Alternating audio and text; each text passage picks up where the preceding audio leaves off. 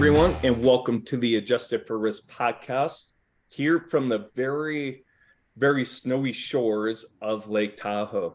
So it is safe to say that we are officially snowed in here in Tahoe after another round of storms. I think we're up to close to 20 feet of snow. So with that, the Adjusted for Risk podcast continues to go on. We don't stop for snow. And it says something when ski resorts are closed due to too much snow.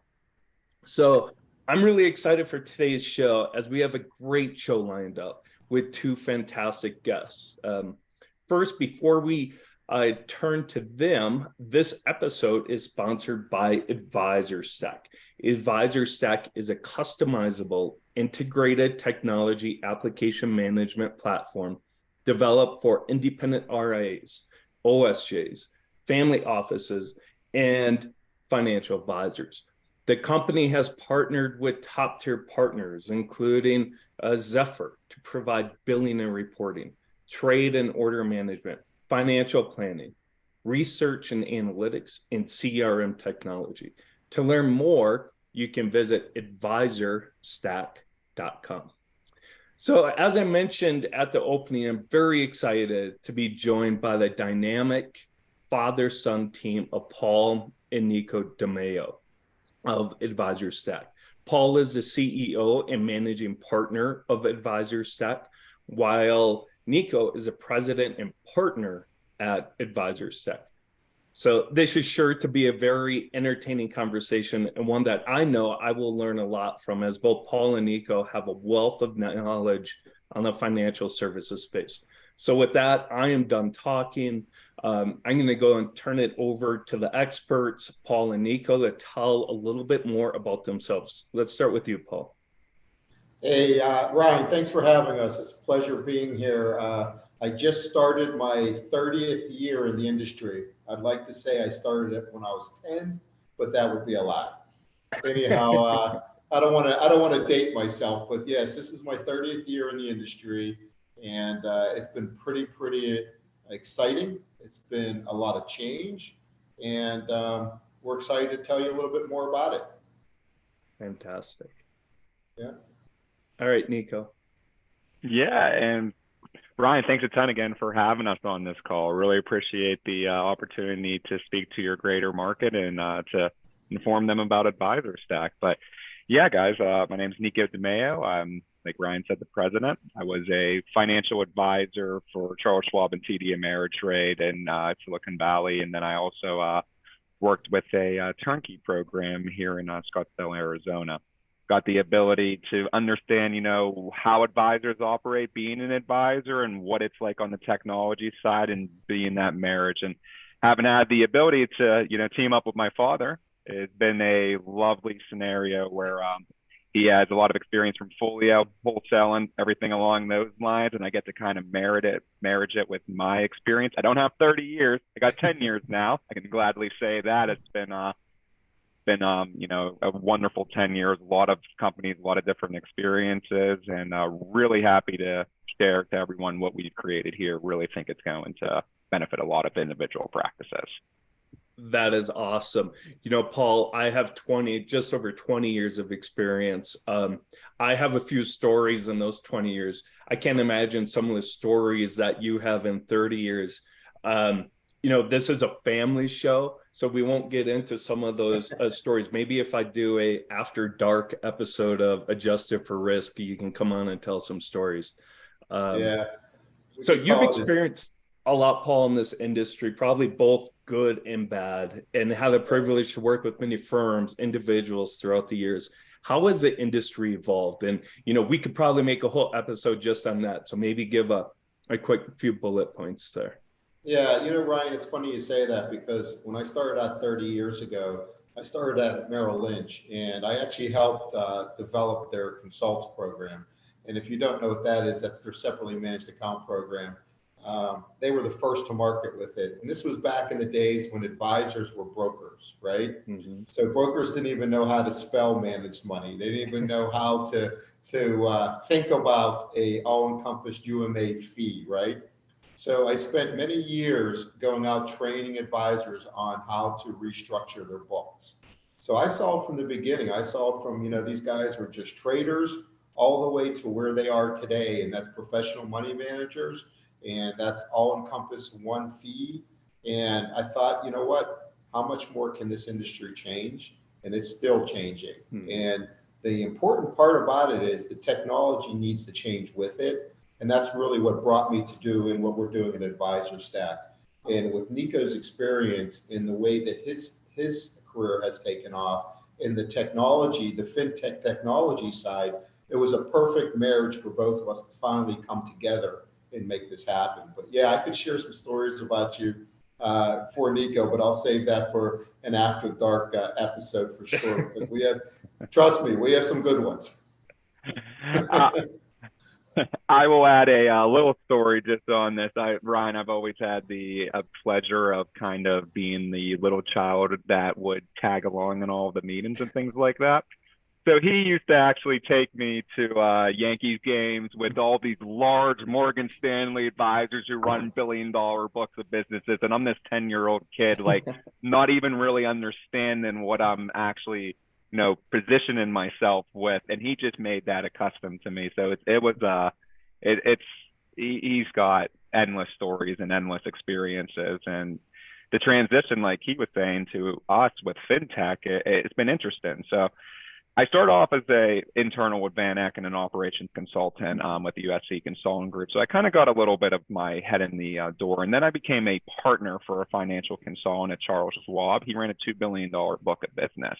I was kind of his back end for everything, like, he was the asset gatherer, big person, big brain ideas, all that type of stuff. And I was really running a lot of the minutia detail. Started to see, hey, there's a level up in technology at TD Ameritrade. Went over to TD to actually run my own book of business at that point, attract, the millennial type of clients, things like that. Understood where iRebow came into play and started to get exposed to the whole building, reporting, research management, and these like API type discussions. Being in Silicon Valley, it really opened my ears to technology, the ultimate driver for a lot of things. And really, coming into your thing, the best way to manage risk ultimately is through technology and things like that. So after I go out to TD Ameritrade, Schwab obviously bought TD Ameritrade for a lot of their technology. And then I had the ability to go in with this RIA here in North Scottsdale, where we built a turnkey program for his company. And we grew that company from 400 million to 6 billion in a matter of 18 months, all around technology. And it was really the hand-holding experience. Like, the biggest thing that I saw is there's a big number of advisors that are lacking service in standard technology. It's too expensive, or they're too small, or they're not really accounted for in the grand scheme of things. But we're all people. We've all built great businesses off of that stuff. And I really wanted to hone in on that market and really make sure that market's able to grow and have the same access that some of these other big broker dealer and institutional RIAs actually have. So that's where I really saw this whole space evolving, is you need a tech stack to not only power you as the advisor, but to honestly handle all of your risk, all of your research management, all of your billing and reporting, and basically automate your practice. You're going to be a little bit behind the 8 ball right now, unfortunately. It's kind of just where things are going. There's so much to unpack there from what both of you mentioned. It's such a interesting evolution. When I started 20 years ago I started with a practice. We were advisors to 401k plans or plan consultants, and we thought about breaking away and being independent. This was early 2000s, and one of the reasons why we didn't is technology. Back then, there just wasn't the technology, and we didn't. We'd have to have piecemeal it all together. It's nothing like it is today. And it makes it so much easier now today for these financial advisors to go independent, right? Through technology stacks and outsourcing and so on. Paul, you brought up a great point about brokers, right? That is primarily one of the biggest shifts in evolution in the industry. There's disruptors, there's more regulations, there's pressure on fees and issues as you evolve, regardless what industry it is. And the financial advisory space has seen a massive shift. That space is no longer about stockbrokers or charging 1.5 to 2% on investment management fees. Now they have to outsource, they have to use managed accounts, right? Like you mentioned, Paul. So, what are some of the issues financial advisors face today due to this changing landscape? Well, the biggest thing they're facing is fee compression. Just what you just said, the days of charging 1.5, 2% are over. Now advisors are looking for ways to become very, very skinny. And how are they doing that? In the old days, they're working at Merrill or Morgan Stanley, and they're giving up 60% of their commissions to work there. So the breakaway advisors are occurring. I think Nico has a number of $180 billion, according to one of the reports that he read, went to the RIA market last year. So that's telling you that they want to keep their clients, Ryan. They want to make sure their clients are protected, but at the same time, they want to keep a level of security for their own income. And the only way to do that is to really compress the amount of expenses and amount of commissions that they're giving up to the major firms. And that's why you're seeing the RIA market take off. And part of that is when you think about how to fee compress, you are now running your own book of business at your own Joe Smith RIA. You're now paying for your rent. You're now paying for your overhead. You're now paying for your technology. So the important thing about technology is, okay, how can I keep my technology costs down so I'm not paying out 60% of my commissions to my back office? And that's exactly why we, created AdvisorStack, quite honestly, to keep that transition feasible and doable for advisors. Fantastic. Nico. Yeah, and it's funny. The thing that I really saw was actually the relationship side of advisors within this industry, because being at Charles Schwab and TD Ameritrade, it's really the asset gatherer type advisor where we are curating that relationship, we're hand-holding, white glove service. That's what really got those guys to stick, on top of the low fees at the discount brokerage firms besides that. But there was a really great hand-holding experience that these guys prided themselves on.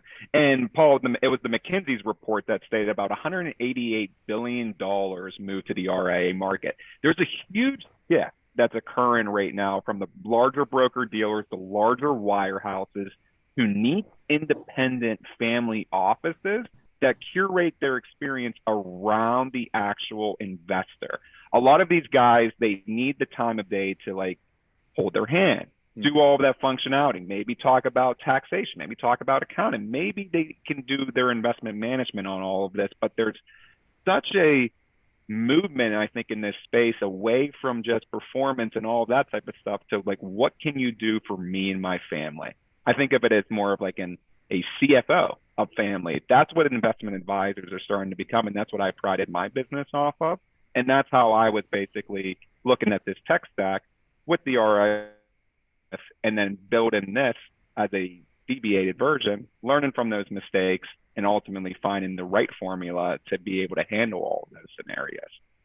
Nico, you brought up a fantastic point. That's going to bring us to the next section about families, right? One of the primary dynamics at play in all industries is demographics. The younger demographics, they expect data and information on demand and at the touch of their fingertips, right? Whereas older generations, they still like in-person meetings and that personal touch. That changing dynamic is playing out in the financial services industry as well. As a father-son team, this dynamic as well as anyone. And there's really a couple different ways we can approach this question. And number one is in terms of financial advisory clients, like you said, Nico, in that wealth transition. How do financial advisors keep a family as a client during generational transfers? And two, maybe more for you, Paul, is how can a financial advisor prepare or plan to transfer his or her practice to a younger partner or even a family member? So, Paul, let's start with you. Yeah, Ryan, that's a great question. And it's a perfect segue into what Nico and I have done over the years. Because trust me, when he graduated college, I could have given him a job at the firm I worked at or hired him as my internal or something like that. And I didn't do that. I was the guy that said, hey, listen, I'll introduce you to people, but you have to go out and do it on your own. And that's exactly what he did. He went out, he got his Series 7, 63, 65. He did different jobs. And it was really important to see that, because that's what led us to where we are today. Because if he didn't go out on his own and strictly followed the path that I followed, we wouldn't be here today. And I think that's what advisors are doing with their kids. You would be amazed at how many teams we have spoken to just in the last 2 months, with advisors that have transitioned a part of their book to their sons or daughters that are right around Nico's age. So you're 100% right. The guys like me, we're still looking at fact sheets on paper, right? We want PDF files. Nico gets so upset with me. Our marketing person, Nicole, gets so upset because I want things sent on PDFs and I want to read it and print it out. Whereas his generation was like, just send me the digital link and we'll handle the rest of it. So the fit in the transition is perfect because we both can relate to the individual on that team that we need to relate with. I'm talking to the senior people, Nico's talking to the junior person, and we're integrating everything together. And it's been a perfect marriage, to be honest with you. You hit the hammer on the nail. I mean, the year I was basically born, in the year that you were joining Merrill Lynch, email came out. There's just been such a transition of like, you started in your career with email, like, wow, what is this? I could send stuff digitally across like the internet, like, whoa. Like, there's been such a exposure to me getting into, this industry in 2014 and things like that. Whenever technology really started to take a leap, fintech has always been a little bit behind the 8 ball as opposed to everything else with greater technology. But I've been exposed to, like I was stating, these API discussions, these unified managed accounts, how these clients come into play, and then talking to the different type of clients whenever I was a TD Ameritrade at Silicon Valley really opened my eyes to like, wow, you need to make sure that you can mold to the 80-year-old widow or the 35-year-old RSU tech savvy guy who is as analytical as humanly possible and dives into everything. That's kind of where I think this generational thing is really moving, because like Paul said, we can attract both guys. I understand what the younger advisor was doing. Paul understood what it was like in the 90s and 2000s, and I don't really get that part of it. So there's a nice little marriage on all of this stuff, but the biggest thing that I can say is it all comes down to succession and making your book of business as valuable as humanly possible and increasing your income again.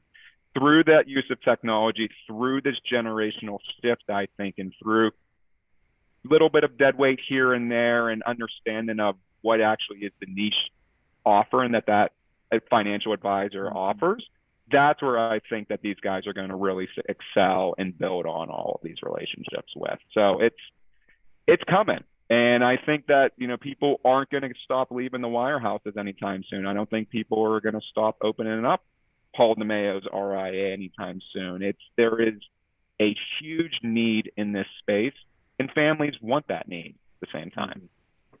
Nico, you brought up such a great point there about having some diversity, right? It's important to have diversity within a large corporation, a smaller startup or whatever, because, Paul and I, cryptocurrency, Paul, how long did it take you to figure out what Bitcoin was? I'm still trying to figure exactly, it out. Right. And then, Nico can have those conversations with those younger advisors on how to answer those questions about cryptocurrencies. And Paul and I, we're still back trying to figure out what it is, what Bitcoin is, right?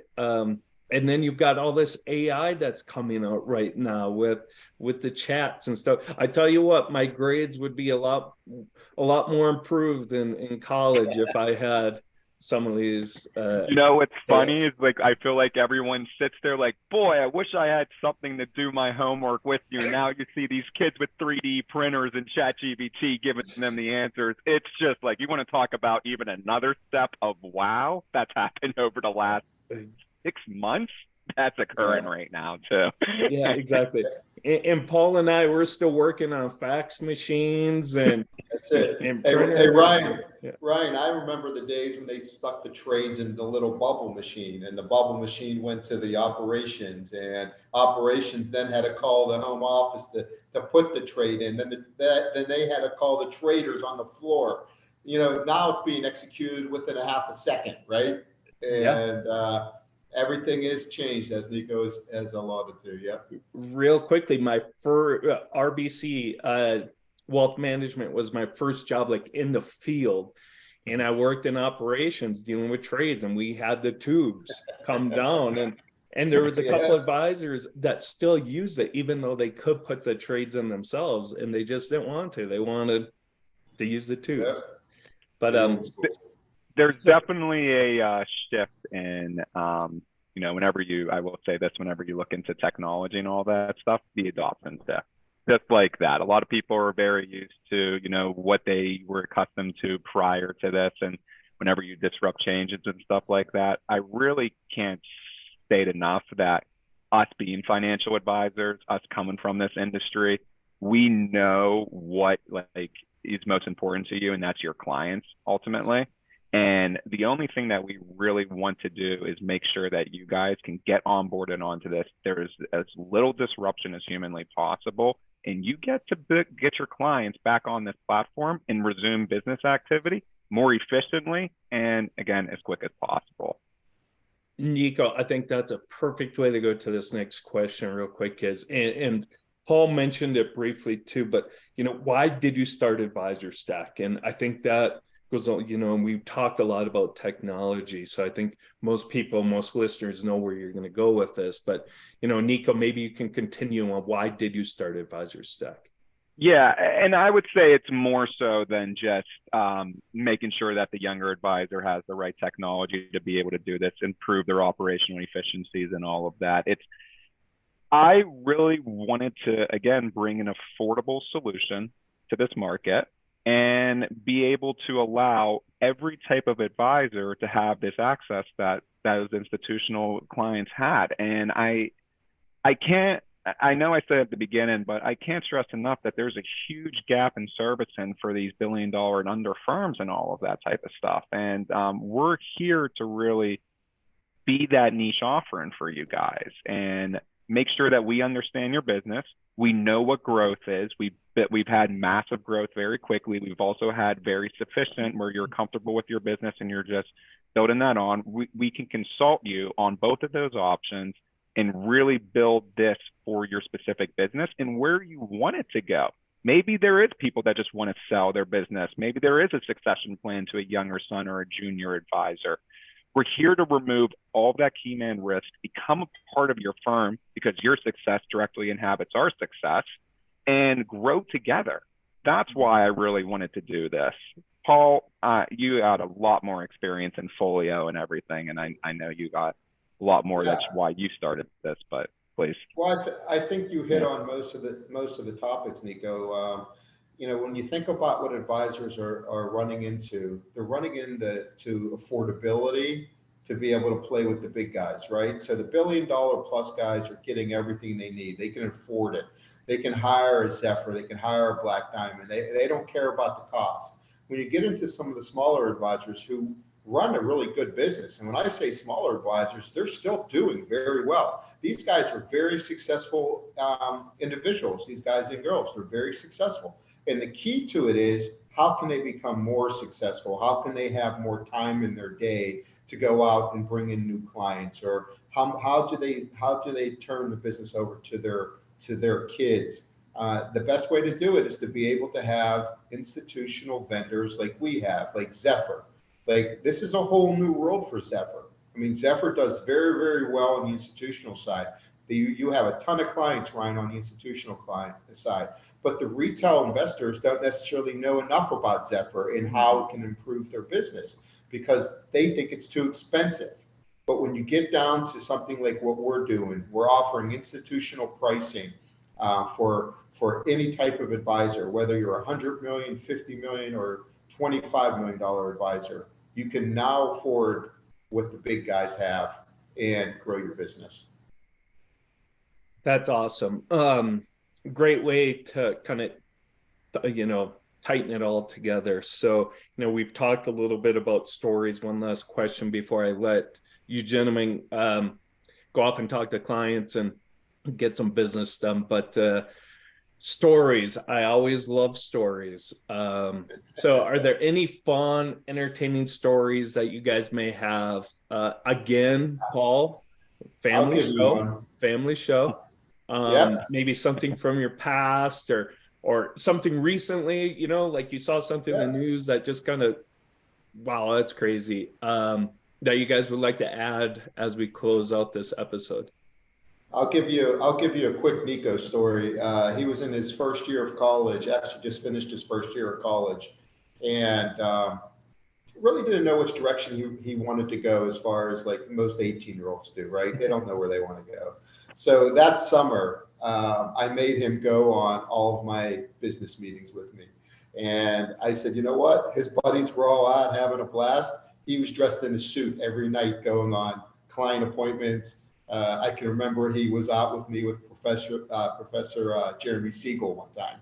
And Nico did not know the magnitude of who Jeremy Siegel was. Nico was just thinking about what steak he was going to have. But these are the things that have to happen. I mean, I honestly say that his path was directed since he was 10 years old. And I apologize if it wasn't the path he really wanted, but he's here now and we're doing good. Paul was my coach when I was younger. I wouldn't always say I was the greatest kid in the world, like many of you guys can all say all of that. But, there's definitely a sense of rewarding with getting to work with your father and all of that, and being able to build a business together, and again, taking each other's own paths to ultimately figure out a way to get together. It's kind of a little bit of an American dream ultimately. And I couldn't be more happy to have the opportunity. And I think we're going to really be able to not only benefit each other, but again, benefit all of our clients, all of our opportunities, and really grow from all aspects with each other. So Paul, thanks a ton again. I can't thank you for the opportunity. Thank you for getting us here. That's awesome. It's such a good story, a fun story. And I know I've worked with you guys for a month or so, and working with Zephyr, and I think you guys have a great product, a great story to sell, and I think the future is very bright for you guys in AdvisorStack. Speaking of father-son, so my dad, a little bit different. He was a dental technician, so he was a sole proprietor making teeth downstairs in the basement, and he was always like, Ryan, you do not want to make teeth. Do whatever you do, anything else but make teeth. You do not want to be a dental technician. So I never even once crossed my mind. He would dabble in stocks and stuff like that. So we would talk growing up, he'd get the Wall Street Journal and we'd talk a little bit about stocks. But that's where I got interested in, was having those conversations with my dad, even though he was always like, stay away from making teeth. So that's a great story, Ryan. That's a great story to hear. So with that, thanks again, guys. It was really a fantastic conversation. Thank you, Paul and Nico DeMaio of AdvisorStack. Real quickly, where can viewers get more information about AdvisorStack? If you would like to reach out directly to us, you can email us at sales@advisorstack.com. Like Ryan, you say at the beginning, www.advisorstack.com is going to be our website. There is an intake form there if you would like to get more information or reach out to us on a demo. Look, guys, completely free consultation basis on all of this stuff. We're here to understand your business, gather your feedback, and ultimately figure out if there is a symmetry between all of our businesses. So please reach out to us. We're open for all types of conversations to see where it takes us. And looking forward to hearing from you all. Fantastic. Hey, Ryan, the show notes, or go ahead, Paul, I'm sorry. Real quick, AdvisorStack is spelled with a Z. So anytime you spell advisor with us, it's spelled with a Z. So www.advisorwithazstack, all one word.com. Thank you. Having one time with that. I will put that in the show notes. I'll put a link to the to AdvisorStack.com in your show notes so people have easy access to it. But thank you all for listening. Thank you again for Paul and Nico. Such a fun, fantastic conversation. We'll have to do this again down the road. Stay in touch. And thank you all for listening to this episode of the Adjusted for Risk podcast. You can watch this episode on our Adjusted for Risk YouTube channel, as well as listen to it on Spotify or iHeartRadio or wherever else you get your podcast. So thank you again and have a fantastic rest of your week. Thank you, Ryan. Thank you, everyone, for having us. Thank you. Thank you.